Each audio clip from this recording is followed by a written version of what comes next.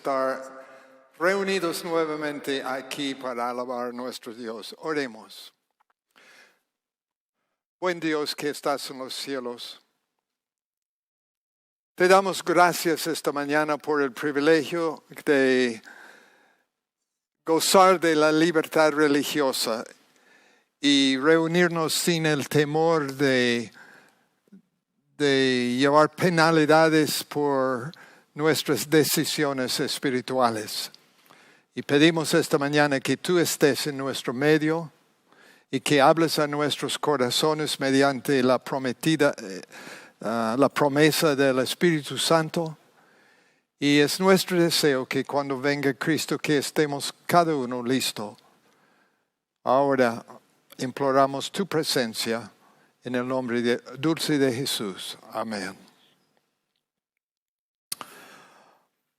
He escogido el título esta mañana de mi sermón, de mi mensaje, a menos que nos olvidemos. El olvido es una característica de los ancianos. Dios me ha permitido cumplir 83 años y aunque espero más, yo sé muy bien que he olvidado muchas cosas importantes. Y he decidido dar un título a mi mensaje, a menos que olvidemos.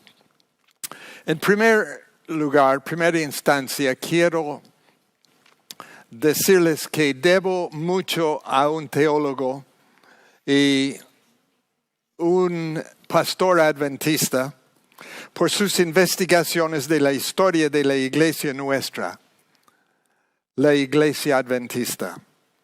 Su título a su libro es No sea que olvidemos. Antes de jubilarse, el pastor George Knight, o sea, el autor de su libro, fue profesor de historia eclesiástica en el seminario adventista. Y yo les digo que sus investigaciones resultan ser muy valiosos para todos. Ahora, el espíritu de profecía nos dice lo siguiente: no tenemos nada que temer del futuro, salvo que olvidamos cómo el Señor nos ha guiado y sus enseñanzas en nuestra historia pasada. La Biblia reconoce que somos olvidadizos. Y por lo tanto leemos en Josué capítulo 4 que Josué instruyó a los tribus que al pasar por el río Jordán, que recogen ahí 12 piedras y que los lleven así al otro lado del río y ahí que establezcan un altar, para que cuando sus hijos posteriormente pregunten ¿qué representan estas piedras?, que ellos podrían explicarles que pasaron por el río Jordán en tierra seca. Ahora, la historia cristiana queda repleto con cuerpos religiosos que se olvidaron de dónde vinieron y por lo tanto no tienen la menor idea a dónde van. Y al repasar la historia de nuestra iglesia, hermana White lo expresó cuando escribió: podemos tener confianza en Cristo, nuestro guía. El siglo XIX fue un tiempo de optimismo para los inversionistas. También los Estados Unidos estaba despertando a tener un poder poderoso en el mundo político. Esto fue un cambio que sorprendió a muchos de los países de Europa. En aquellos años también hubo descubrimientos en la teoría política, también nuevas ideas para la tecnología. Comenzaron a inventar maquinarias para un mundo ansioso de mejorar el nivel de su vida. Pero simultáneamente estudiantes de las profecías del libro de Daniel, estudiantes ubicados en Europa y también en ambas Américas, notaron que el año 1798 parecía tener una importancia. Aquel año, el general Berthier, enviado por Napoleón, entró a Roma y llevó el Papa preso. Y el pobre Papa murió como preso en el extranjero. Durante el fin del siglo XVIII y al comenzar el XIX, innumerables tomos fueron escritos sobre las profecías bíblicas. La convicción estaba aumentando en los corazones de los eruditos y los estudiantes que el fin del mundo no estaba muy distante. Hubo simultáneamente un despertamiento moral que resultó en la formación de sociedades contra el alcohol, contra la esclavitud, contra la guerra. Hubo también sociedades formadas para mejorar la condición de presos en las cárceles. Resultó también sociedades contra el alcohol, contra la esclavitud y también para mejorar la educación pública y para tratar con dignidad la mentalidad incapacitados. Los movimientos incluyeron un nuevo interés en la salud, hasta la formación de una sociedad vegetariana.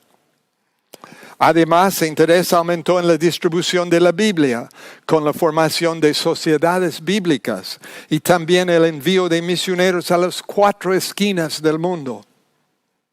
Y unos pocos años después de la Revolución Americana, la Revolución Francesa sacudió al mundo.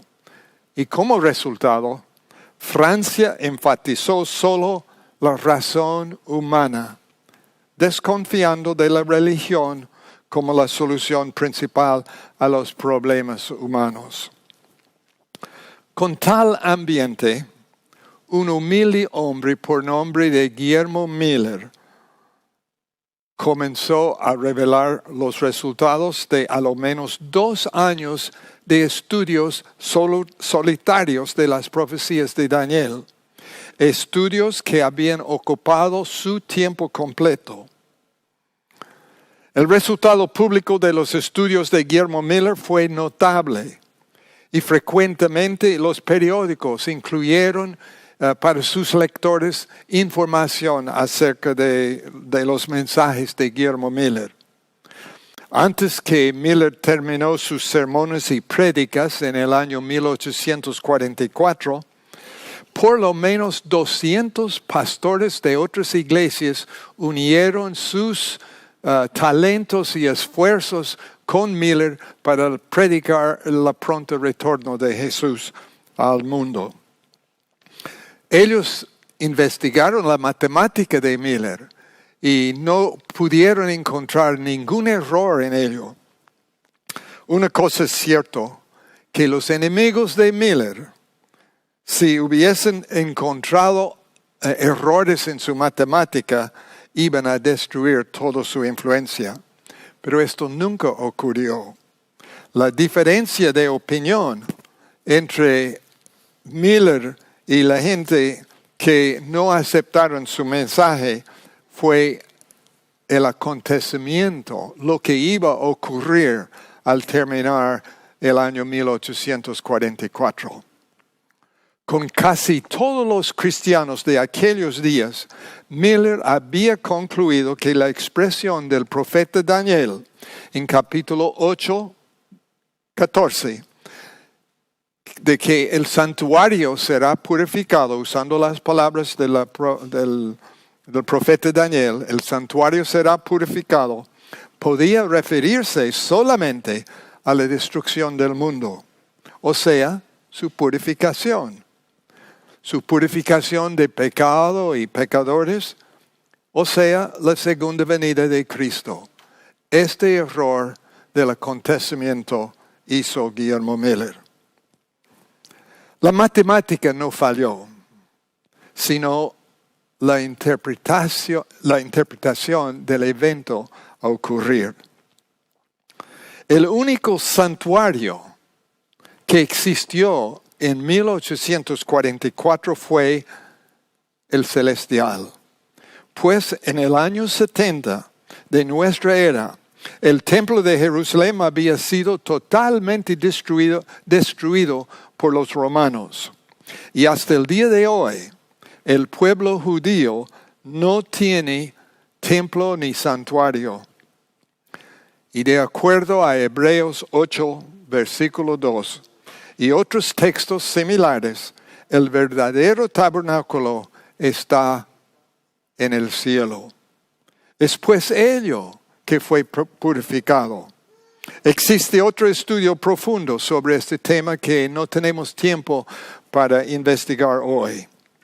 Pero la historia de nuestros antepasados espirituales es valioso e útil para enseñarnos cómo Dios obra con sus hijos y con su pueblo. Dios espera que estudiemos y lleguemos a comprender poco a poco su plan para la humanidad. Guillermo Miller pasó 2 años de estudio intenso y después otros 5 años más de profundizarse en las profecías de Daniel y su significado. Pero él prefirió guardar solo en su corazón esta verdad y no compartirlo con otros.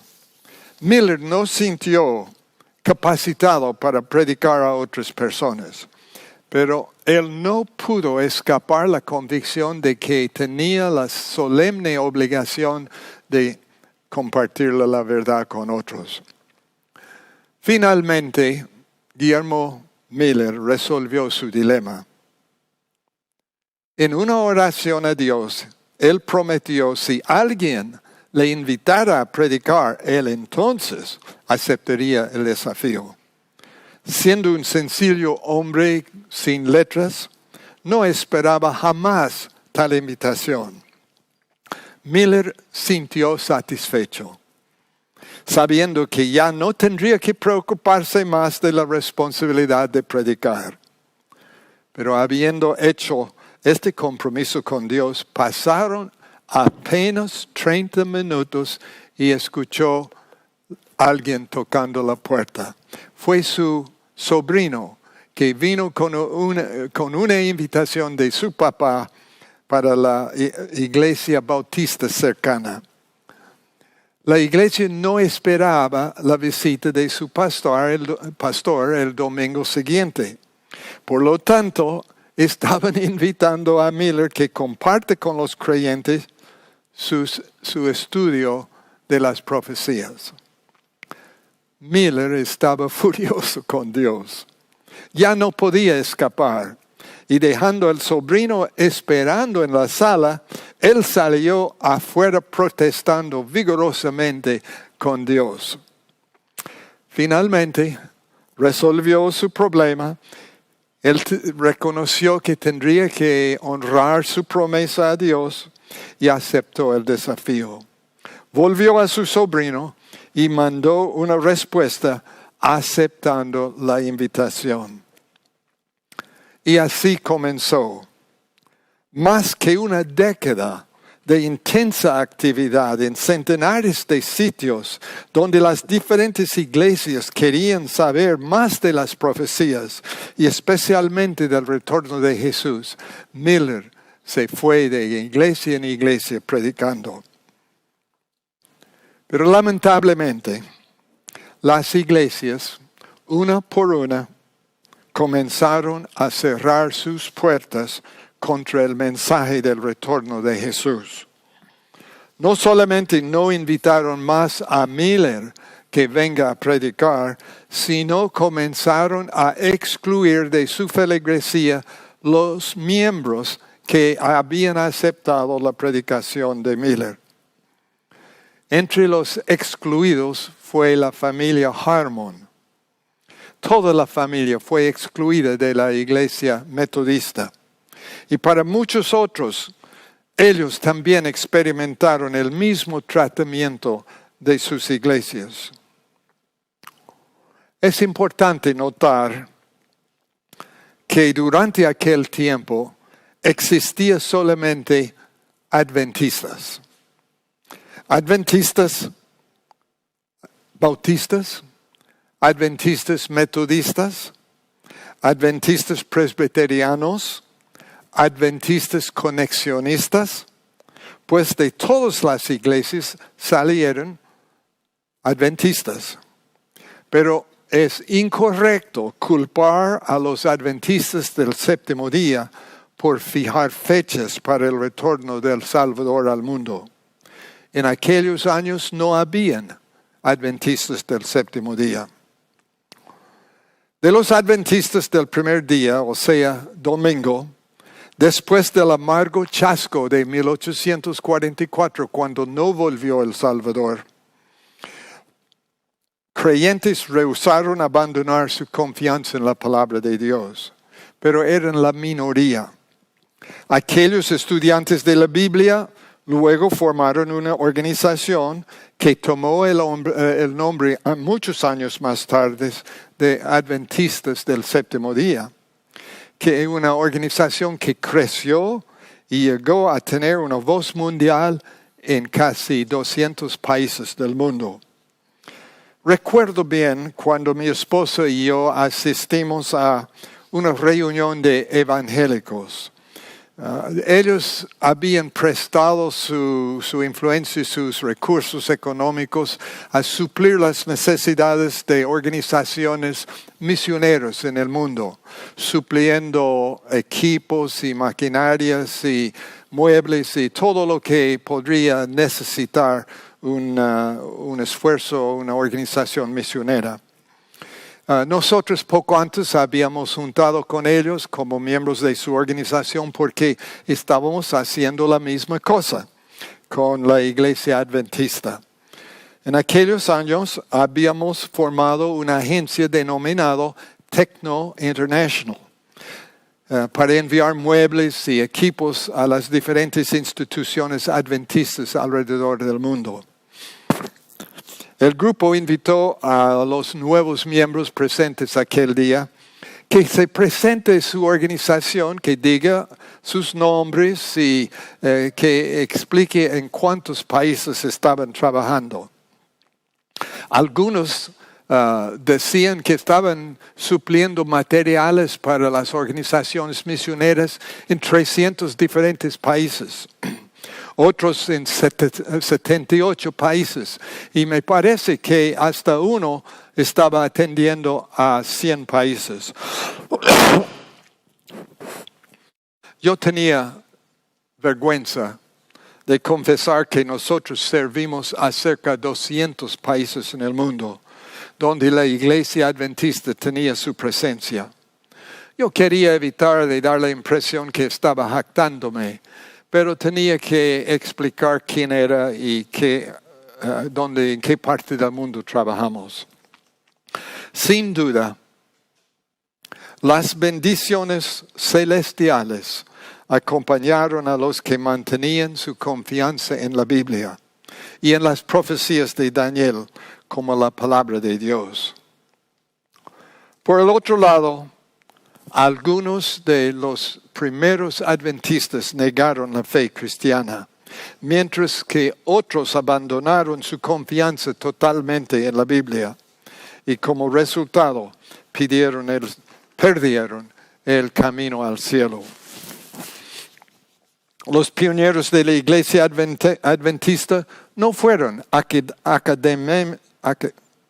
académicos preparados. Siendo que la Biblia fue enviada al mundo no simplemente para teólogos, sino para el uso de todos que fueron deseosos de descubrir el camino al cielo. Y me contaron la experiencia de Jaime White, antes que llegó a ser el marido de Elena Harmon, Jaime White había sufrido una desventaja especial, una desventaja física desde su niñez. Era pues visco, o sea, tenía la vista cruzada. Y como resultado, Jaime no pudo asistir a la escuela primaria. En vez de irse cada día a la escuelita, tenía que quedarse en la finca trabajando con su papá. Un día, cuando Jaime tenía 16 años de edad, le agarró una fiebre muy alta y por varios días la fiebre continuó. Finalmente, el joven despertó una mañana y para la sorpresa de todos, ya no era visco. Tenía una visión normal.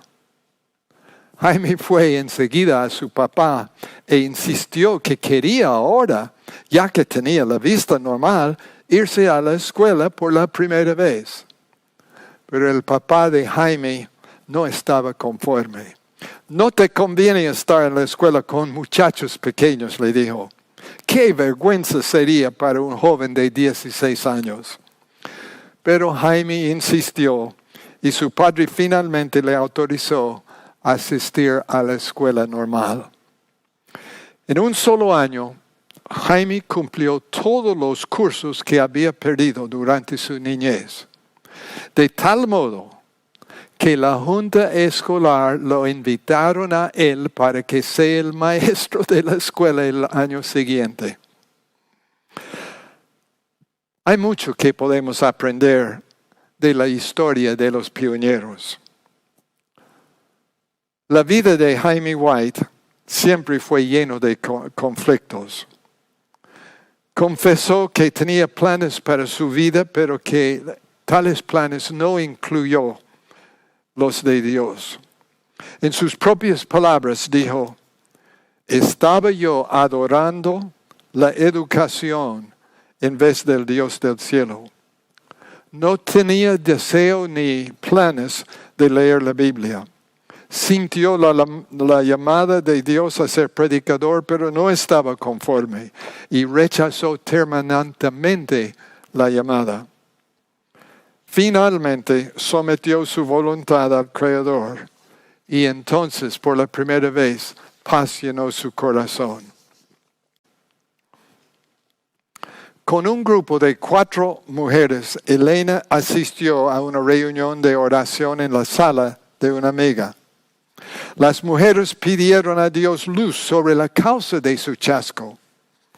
Y fue durante las oraciones que Elena recibió su primera visión.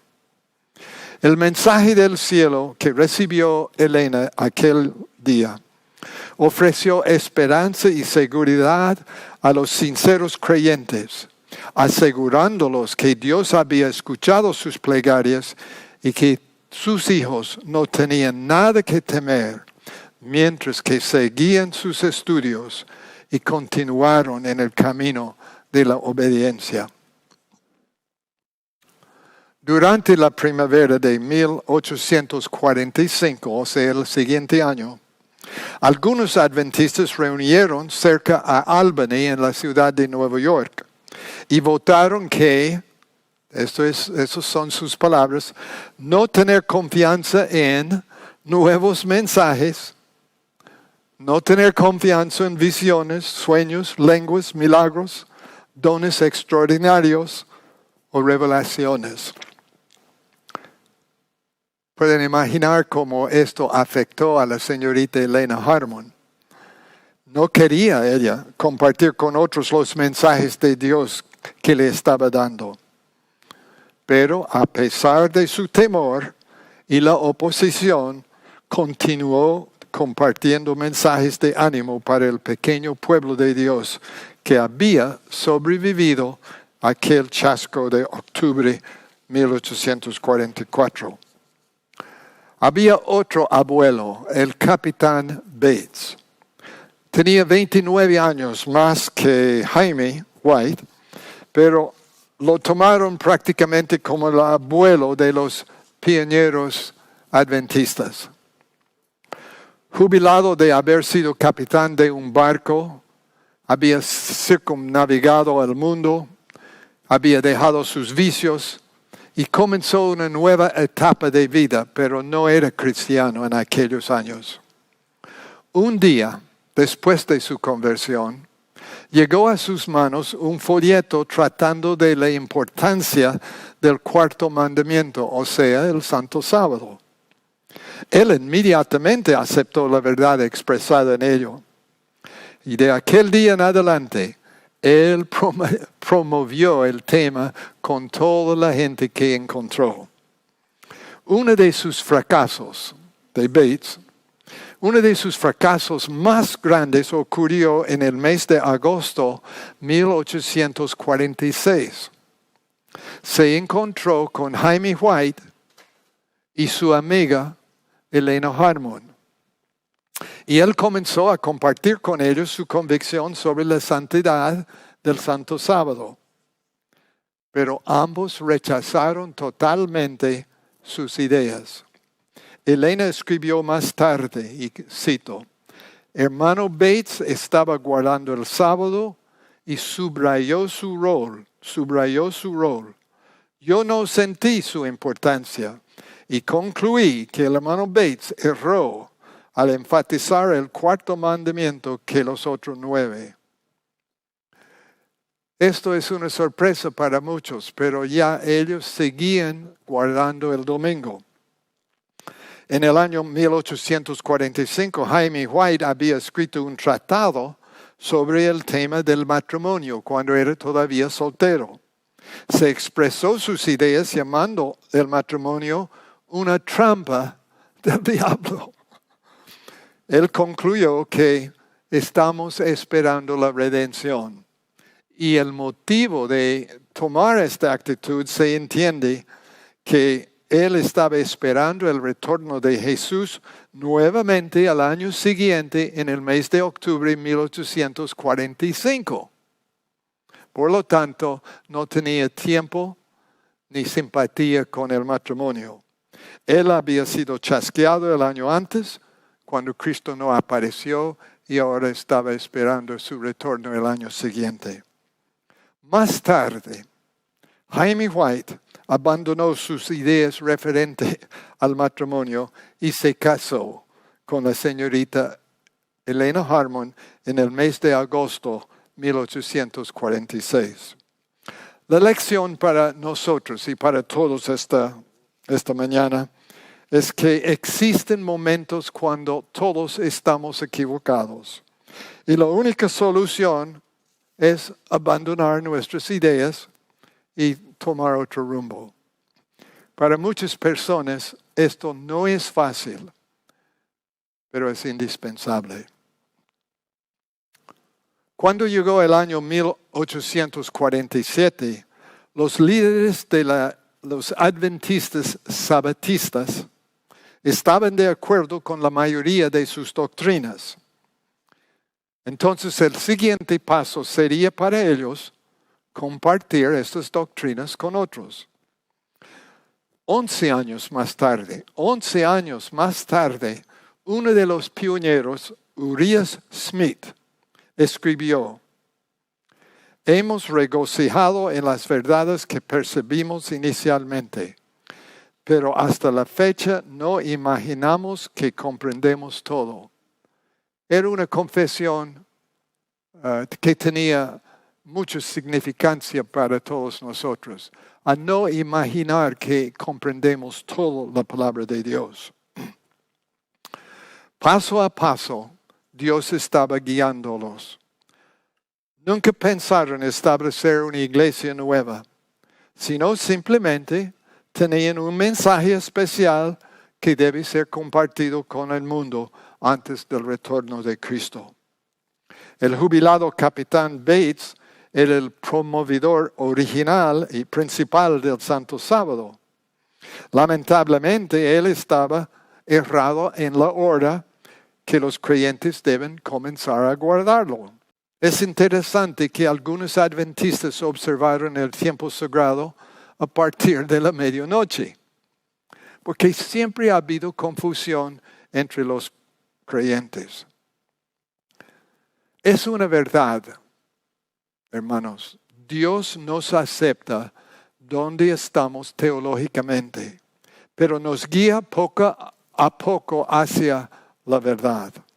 Dios no nos carga con toda la verdad en un instante, pero espera que la comprensión madure vía el estudio de su palabra. El pastor Jaime White insistió finalmente que no habían investigado de la Biblia misma la hora cuando se debe guardar el sábado. Habían aceptado el testimonio de José Bates. Por lo tanto, invitaron a un joven pastor, Juan Andrews, que estudie el asunto de la Biblia y que reporte a los representantes sabatistas. El 17 de noviembre de 1855, en una reunión grande de sabatistas, votaron a aceptar los resultados de una investigación a fondo del tema que había sido hecho por Andrews. Votaron a aceptar la clara enseñanza bíblica de que el tiempo sagrado comienza desde la puesta del sol, una práctica que seguimos nosotros hoy todavía. De acuerdo a Deuteronomio 16:60, Marcos 1:32, Levítico 23:32, etc. Por lo tanto, notemos cómo Dios obra con sus sinceros hijos. Primero, ha habido diferentes ideas sobre el tiempo cuando se debe comenzar a guardar el sábado del cuarto mandamiento. Segundo, fue necesario indagar a fondo la cuestión, utilizando la Biblia como autoridad máxima. Tercero, finalmente, y más tarde, es importante anotar, más tarde vino una visión a la hermana White confirmando el estudio que ellos ya habían hecho de la palabra de Dios. El rol del espíritu de profecía siempre ha sido de confirmar y no dictar las creencias bíblicas. Es muy importante este asunto. La mano guiadora divina estaba con su pueblo, ayudándolo, dirigiéndolo vía el estudio de la palabra. Después de hacer el estudio, vinieron las visiones de confirmación. Años más tarde, Elena White escribió, Dios ha dado una luz menor para guiar hombres y mujeres a la luz mayor. En el mes de noviembre de 1850, Jaime White notó que algunos sabatistas tenían preguntas sobre la cuestión de comer la carne de puerco. Él escribió que él no tenía ningún impedimento a su consumo. Y años más tarde su esposa, la Elena, escribió a una mujer llamada Curtis que el uso de la carne de chancho, esas son las palabras del hermano White, no debe ser parte de la fe cristiana. Si Dios requiere que su pueblo no coma la carne de puerco, Él los enseñará. Jaime White tomó la carta de su esposa y al dorso en su propia mano escribió lo siguiente. Que sepa usted, hermana, la posición nuestra sobre esta cuestión. Le informo que acabamos de carnear a un puerco de 200 libras. Elena White escribió años más tarde. Yo vi que los ángeles de Dios no llevarían a su pueblo más rápido que pueden recibir y actuar. Poco a poco Dios estaba llevando a sus hijos a una comprensión más completa de su voluntad para ellos. Después del año 1863, eso fue el año cuando la organización de la Iglesia Adventista fue formada, 1863.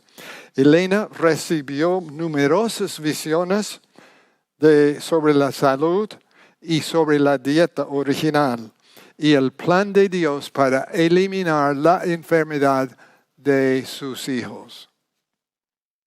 Con razón, estudios hechos en los Estados Unidos por una prestigiosa universidad de medicina en la zona de Los Ángeles, California, ha descubierto lo siguiente, que los adventistas que siguen las normas de dieta reveladas en la Biblia viven aproximadamente 7 a 10 años más que los demás norteamericanos y sufren muchos menos enfermedades.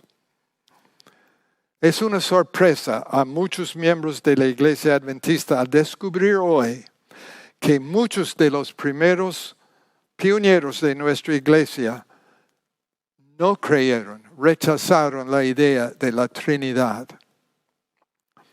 La verdad es actualmente que ellos reaccionaron contra y rechazaron las misteriosas declaraciones no bíblicas que había emitido la Iglesia Católica al cristianismo.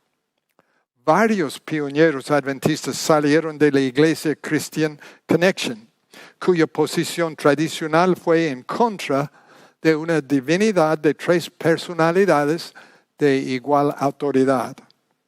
Los pioneros trajeron consigo sus ideas y prejuicios.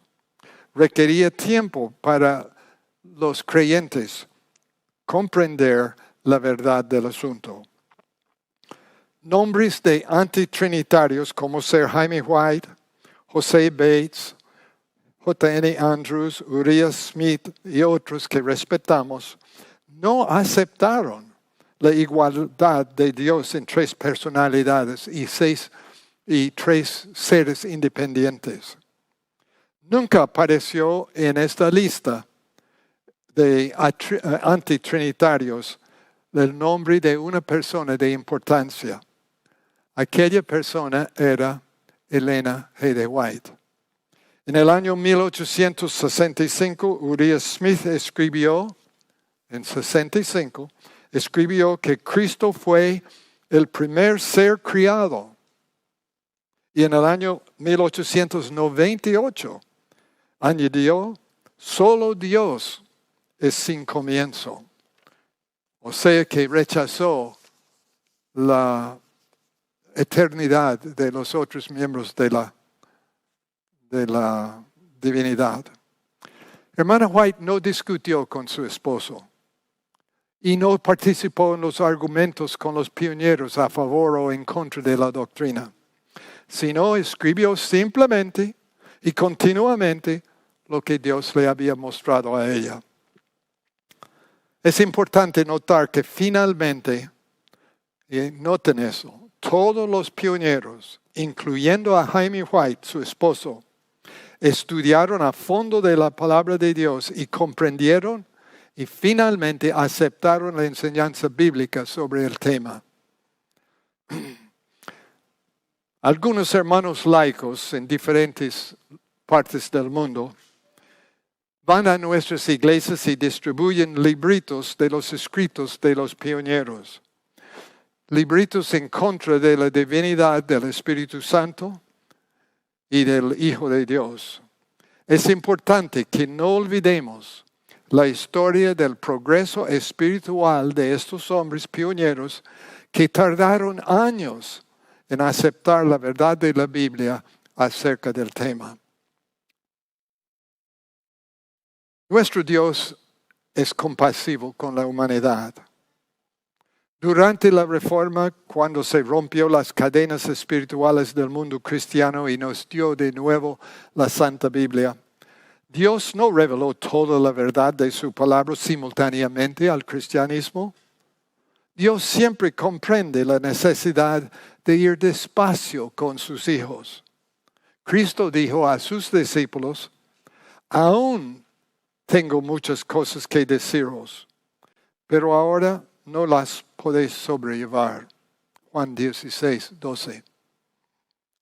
Sin embargo, Jesús prometió que sus hijos vendrían al momento cuando comprenderían mejor el plan de Dios. Jesús dijo, pero cuando venga el Espíritu de verdad, Él os guiará a toda verdad.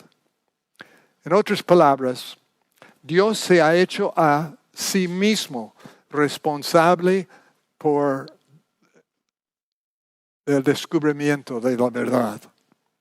La confusión doctrinal ha sido causada por las muchas iglesias. La experiencia primitiva de la iglesia adventista al estudiar a fondo la Biblia no fue de inventar nuevas doctrinas, sino los pioneros descubrieron verdades que habían sido oscurecidas por la negligencia e ignorancia de la Biblia durante largos siglos. Había llegado el momento para quitar el polvo y quitar las telarañas, desechar las tradiciones humanas y proclamar al mundo las verdades bíblicas que habían sido reveladas a la humanidad por siglos. La Biblia, la palabra de Dios, es nuestro credo. Es la autoridad máxima y es el Corte Supremo a resolver dudas doctrinales. No se necesita tener un doctorado en teología para comprender la voluntad de Dios. La Biblia fue enviada al mundo para que los más sencillos puedan entender sus enseñanzas. Por lo tanto, el título de mi mensaje hoy ha sido, a menos que nos olvidemos. Recordemos los pioneros adventistas, que ellos tenían que indagar a fondo la palabra de Dios para recuperar todas las doctrinas primitivas. Que Dios nos ayude a nosotros a comprender las doctrinas, confirmando de que de verdad tienen nuestras doctrinas una base bíblica. Y la Biblia es nuestra autoridad máxima. Nuestro objeto es serle fiel y obediente. Y así estaremos listos a recibir al Salvador en paz cuando retorna. Y les digo, hermanos, que aquel día no dista mucho. Amén.